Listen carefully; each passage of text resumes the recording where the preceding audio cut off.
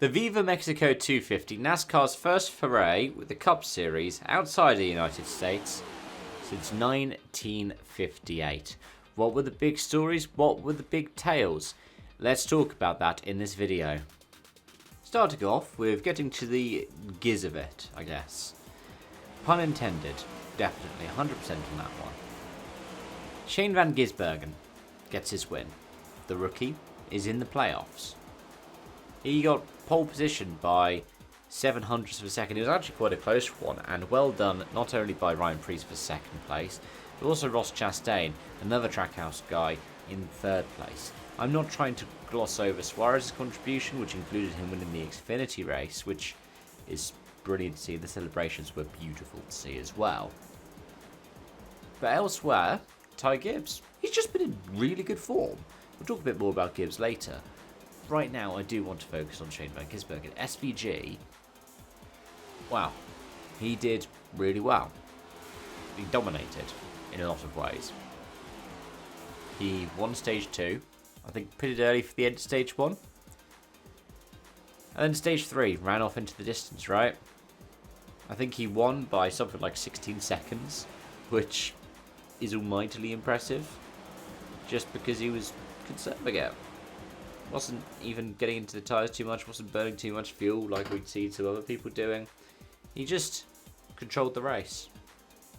Bell got through to second place, Elliott up to third, Bowman was in fourth at the end. I mean, he'd been running higher up in the race itself, but he finished fourth, which is good for the 48. He started 29th, so he could be happy with that. I mean, Bell did start 31st and made his way through to second. Outside of that, was McDowell the only other one apart from SVG to finish where they qualified on the day? I think he actually might have been. But yeah, it was good to see these people performing well. Nemechek as well, getting a good performance, and Briscoe. Some of the people who really needed a good week here did. Cole Custer was up in the front quite a lot.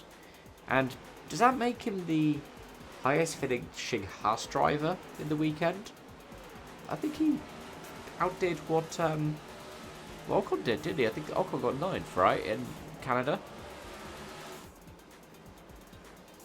But SVG just was on another level. Yeah, let's quickly talk about Ty Gibbs. Now, it might seem weird to put a lot of interest in the guy who finished 11th. But Gibbs has been dependable and consistent these past few races. Something that we have been waiting for a while. I mean, last time out in Michigan, he got third. He also got third in Bristol early in the year, and a 9th place in Darlington. Now, it seems weird to be going, well, it's a JGR car. Of course, they should be up towards the front for a lot of races. But Gibbs has really struggled the past couple of seasons. The first season, he showed quite a bit of promise, but that sophomore slump, oh boy. It's not too bizarre, but they have been doing better and better. And it's now looking more and more like it's only a matter of time until Ty Gibbs picks up his first win. He is currently behind Nemechek in the points. Not much, 5 points in it, and Nemechek has, I think, just jumped Gibbs. He's around the same point as well as a result as Eric Jones or Ricky Stenhouse Jr., who himself has had some rotten luck, especially because of incidents of Carson Hocevar in recent weeks. But yeah, Gibbs is starting to realise his potential a bit more, I would say. Let me know any other thoughts you have on that one. But let's quickly go through the playoff picture now, because SVG winning has big implications. Like with Josh Berry, he's outside the top 16 in points. However, SVG is currently 30th in points, which brings up its own debate, which we can have in a minute. That means that cut line has now moved another spot. And with, 10 races left, right, until the playoffs begin? there could be a few other winners that could upset the apple cart in a way. I mean, in theory, we could have more than 16 wins in the regular season. Seems unlikely, but it is possible. Especially given the unique characters we've got coming up, including, 3 road courses, 2 super speedways, Pocono. So, who is really at risk? Well, I believe the cut line is now Ryan Preece, right? 14th place. In theory, 2 below him because Cindric technically is above him, who have won. Yeah. Or is it even Buescher? Has it moved that far now that it's Chris Buescher? Yeah, if you think about it, Cindric would be 14 and then 15 and 16 you could chuck in. Yeah, I think Buescher is now actually the cut line. So that's 20 odd points. Bowman is, that cut line is still catching up on him, but he's still got a decent cushion of about 22 points. But there are a lot of good drivers that still haven't won races this season.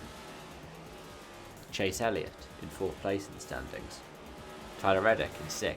Strange to think he hasn't won yet. Bubba Wallace in 10th. Briscoe in 11th. Bowman in 12th. And then Buescher and Preece, who we've talked about quite a bit on this channel over recent weeks. In the playoff discussion, as a result of this race, therefore, we have to ask, should there be any other prerequisites aside from winning you're in postseason? Because that debate is coming up a lot. And I do feel for SVG here, because SVG has finally started to find the form that we know that he can have in the Cup Series. Prior to this weekend, he'd only had 1 top 10 in the year, a 6th place in Kota. But in the past 5 races, he's had 4 of his best 5 results. Oh, sorry, even 4 of his best 5 results. And 4 of his 6 top 20s. A 20th, a 14th, round to 25th in Nashville. But that, that 20th was Kansas, right? And then in the 600 14th, which is vitally impressive. Then 25th and 18th, and this win. He could win again. It has actually propelled him quite a lot up the point standings already to 30th with that win. And a win again would probably actually put him ahead of Suarez, of his teammates. And given that we have a couple of road courses left, 3, there is a full well the chance that he could win again. And I think that's what it would demonstrate. It would demonstrate that rookies can come in from other disciplines, and after a season in Xfinity, I mean, we know how good SVG is. He won his Cup debut, Chicago Street Course. They can compete up towards the front, and it means that you're then not having to think about, what are the differences between being competitive in a supercar and being competitive in a NASCAR. I mean, you can see it, the amount of supercar stars that have got across to NASCAR either full-time or for one-off races that have struggled because of how different the cars are. But hey, let me know your thoughts in the comment section down below on that one. And while you're there, let me know any other thoughts and feelings you have on the Cup Series race in Mexico City. Thanks for watching and joining, folks. Till next time, so bye for now.